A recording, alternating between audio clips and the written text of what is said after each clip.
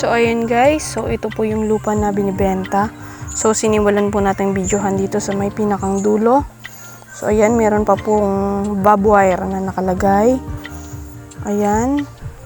Maganda lang po sa area na to kasi bye-bye gilid po siya ng kalsada. Ayan po. Ito daw po ay 6 hectares. At may mga tanim din pong saging. Bukod sa niyog, may mga saging din po siyang tanim. Ayan yung mga sagingan niya.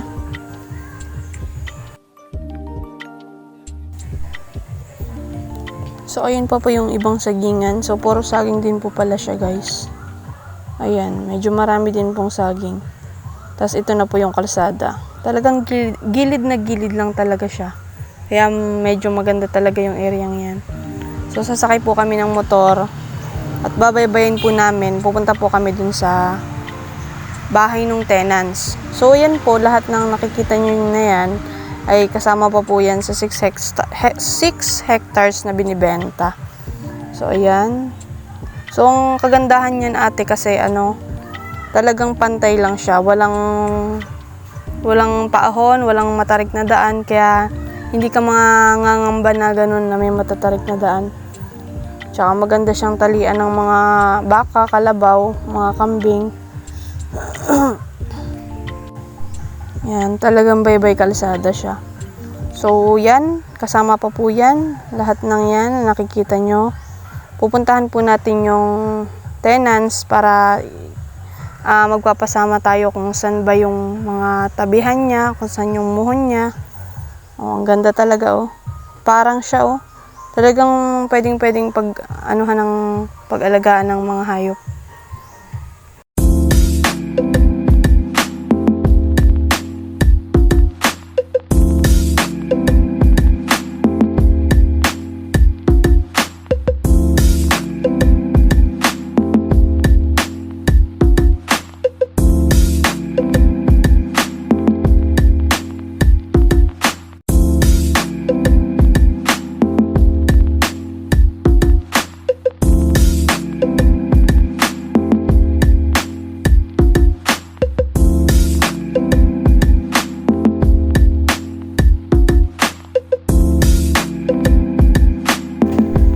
So, ayan guys.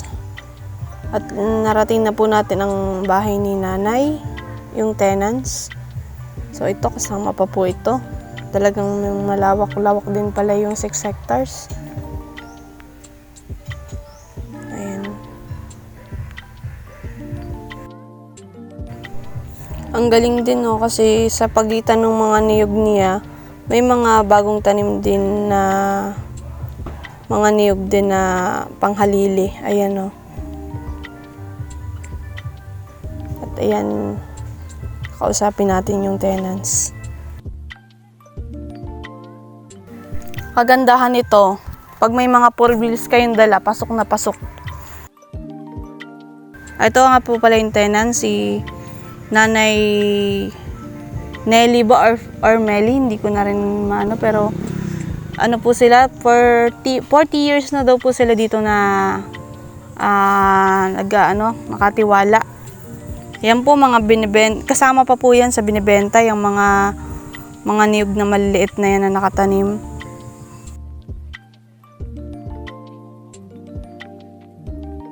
Ang ganda pa pala yan, malawak po.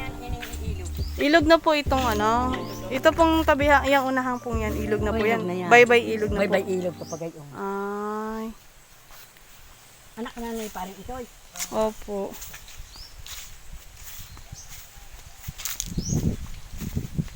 Lawak pala na ito. Ano nga ito? Tapos ang linis pa. Bubat lang, hindi na ba kaya. Yan, sasamahan tayo ni nanay dun sa tabihan. Ang tumingin ito, ikatuboy na bisita. Hindi ka ta nagpain bisita. Opo. Hindi ko alam ito sa amin. Opo. Yun ang may ala. May malawak din. Tapos maganda pa. Bye-bye gilid ng kalsada.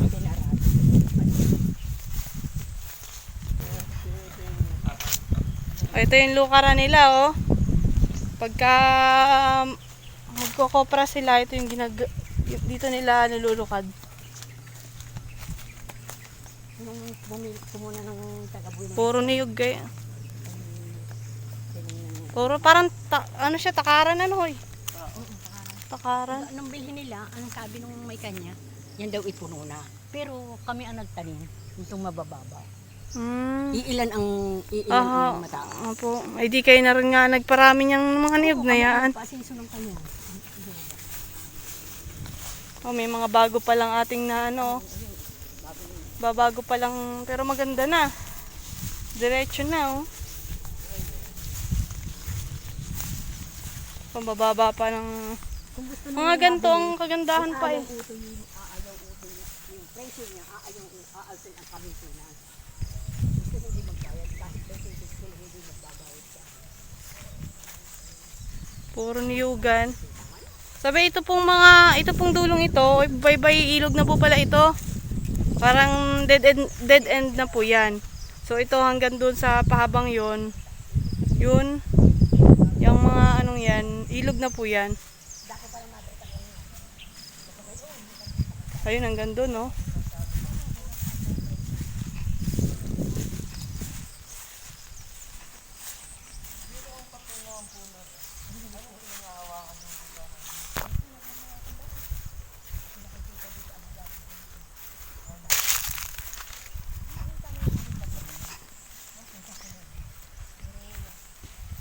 Ayan guys, oh.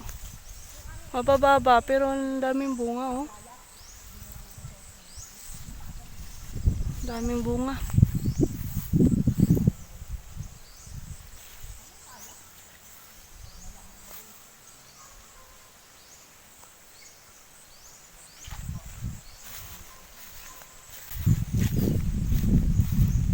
Talagang ano, ang niyog pala dito yung lumo.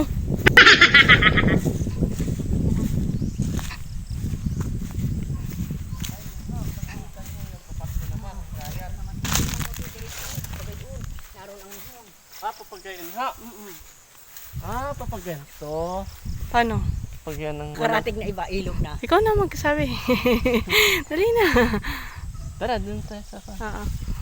So, yung tabing kalsadang yan hanggang diyan, hanggang dito, lahat yan, sakop yan.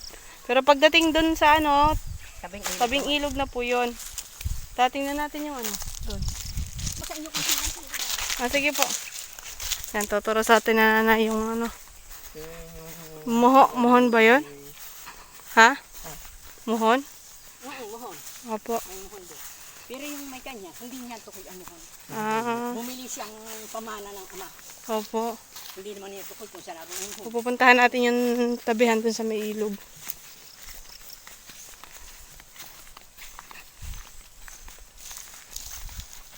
labahan din yan. Ha? Labahan din yan. Ay, di ito yung ano na to. Rating na ito ni Kuya Agot. Ayun, August. Oho. Kaya lang hindi tukoy ang lugar din. Aha. Sunod ka kay August. Hindi po. Panganay po yun. Pangalan nyo? Eh, ako pang Bunso po yan sa lalaki. Nabalitaan namin yan dumating. Ikaw daw, kayo daw inamimili nga, nabili nga natin dyan. Aha. Sabi ko, bakit walang magtulog? Sili, ituro mo. Oo nga. Ay, halos, ano lang po yung punta nila eh. Umalis din agad. Kaya, pinabidyohan na lang. Oo, yung buling yan, diretsong papagayon. Aha. Sa pagwang na yun, bago diretso naman papagayon sa. papagayan naman. Diretsong papagayon, bago kikilo uling papagayon man sa kapsada.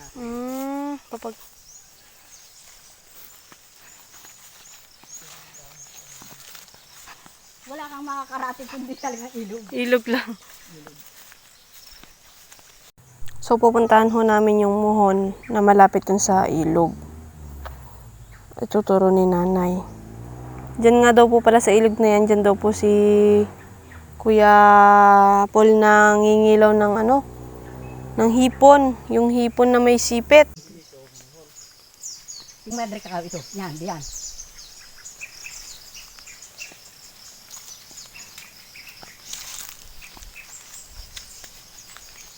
Pinabasan pa rin ito yung isa.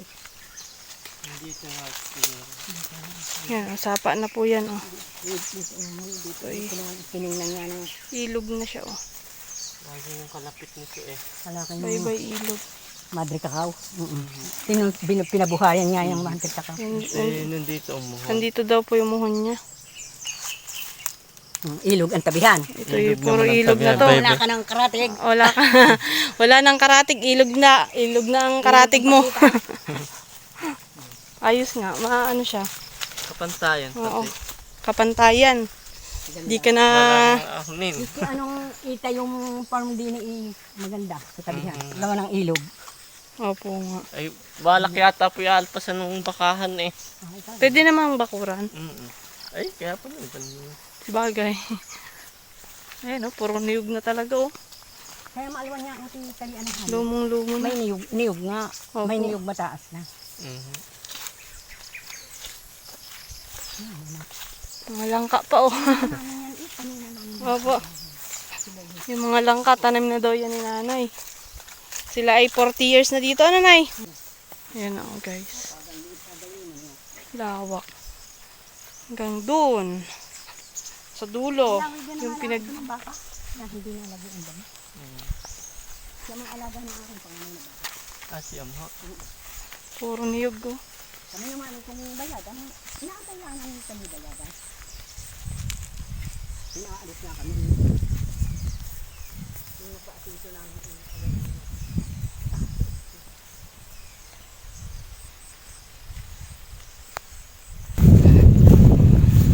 Maganda nga po at karatig kalsada. Pwedeng-pwede dito ate April ay ate Mira yung inyong four wheels. Kasi, you know, kalsada na agad yung ano, unahan. Oh. Pasok na pasok.